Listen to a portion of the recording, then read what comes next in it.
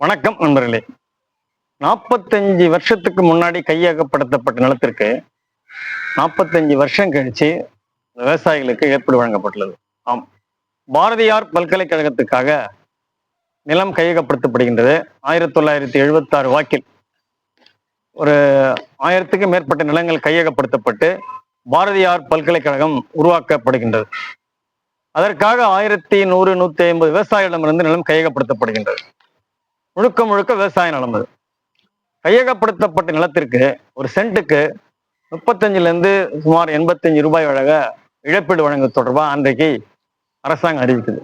அதை விவசாயிகள் ஏற்க மறுக்கின்றனர். யோசிச்சு பாருங்க, பொன் விளையும் பூமி. அந்த இழப்பீடை ஏற்ற மறுத்து தொடர்ந்து அவங்க போராட்டங்கள் செய்யறாங்க, நீதிமன்றம் போறாங்க. நீண்ட நாள் ஒரு 45 வருட போராட்டம். யோசிச்சு பாருங்க, ஒரு கட்டத்துல நீதிமன்றம் 2600லேருந்து ஒரு 3000-3500 வரைக்கும் இழப்பீடு தர்றது பற்றி ஒரு சென்ட்டுக்கு ஒரு பரிசீலனை கூட 15% வட்டியோட சேர்த்து திருப்பி ஒப்படைக்கணுன்றாங்க. ஆனாலும் இந்த பிரச்சனை தீர்ந்த பாடில்லை.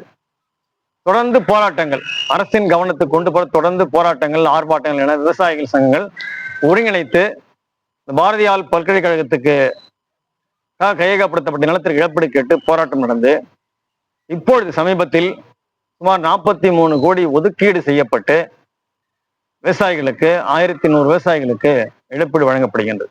நாம் புரிந்து கொள்ள வேண்டியது என்னன்னா, ஏறக்குறைந்த 2 தலைமுறை போயிடுது.